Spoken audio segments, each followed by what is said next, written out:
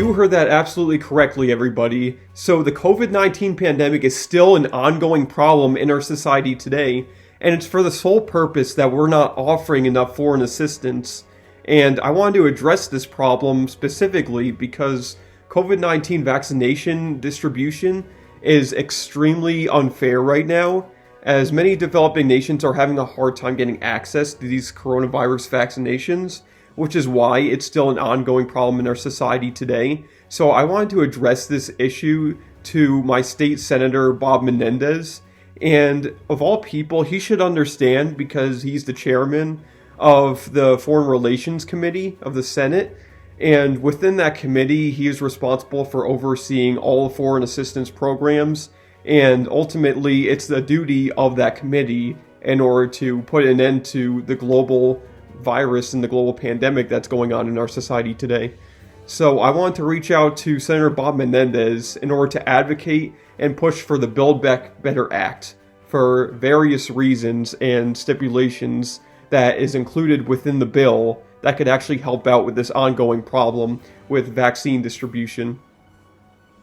So before actually addressing what the country could be doing in order to put a stop to unequal vaccine access, I wanted to first talk about how big it is of a problem for unequal vaccine distribution be occurring worldwide, as 0.5% or even less of that in populations within developing countries are actually receiving all the vaccinations that are being distributed globally. And because of this, about 5% of all people within these low-income nations are actually fully vaccinated. And this is becoming extremely problematic as a lot of people are dying because it's not that they're not choosing to be vaccinated, it's just they don't have the opportunities to do it. And because they have such large populations and they don't have the health resources to make vaccinations themselves, it's highly problematic for both the healths of these individuals and as well as the economies of their nations. And just to make a particular example of some nations that are struggling with this, we could take a look at Africa, which is a developing nation. And within research that was found within 15 different countries, 900,000 people from the start of the COVID-19 pandemic actually lost their jobs because of the whole coronavirus shutting down a lot of businesses. And within the people that actually were able to maintain their jobs, they had 10% decreases in their incomes. And so it, of course, put a lot of people into global poverty.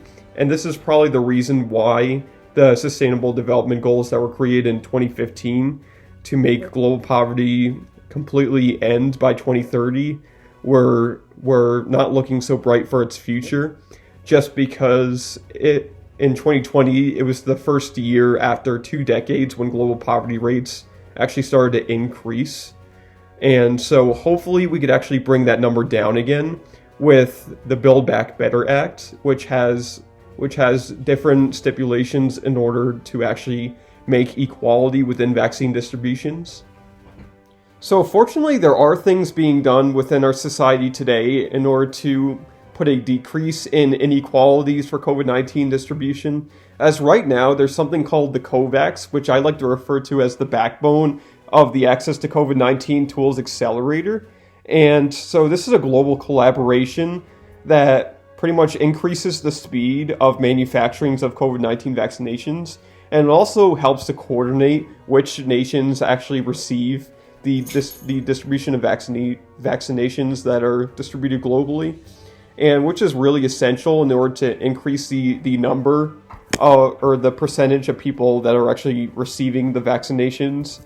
And because 0.5% of developing countries is such a low percentage, but luckily COVAX does have goals in order to increase those numbers for all nations by 20%.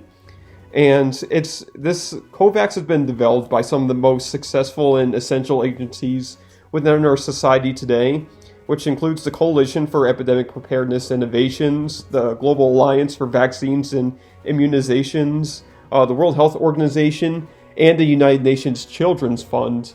So all these agencies are working together in order to make these goals possible. And I believe that this is probably one of the most interesting, unique and one of the most supportive elements within our society. But unfortunately, there's been a lot of setbacks with funding within COVAX. And luckily, with the Build Back Better Act, it actually includes a statement that states that the country will put a $2 billion funding in order to expand COVID-19 vaccine manufacturing capacities, which would be really, really essential, because the more vaccines that the United States is able to create, the more likely we will be able to achieve that goal of increasing the overall percentage of people worldwide that are getting vaccinated. And as the Borgen Project likes to state, the pandemic has no borders. So the setbacks of the coronavirus will remain in effect until every single nation is addressed for, and every single nation is helped in order to put a stop to the coronavirus pandemic.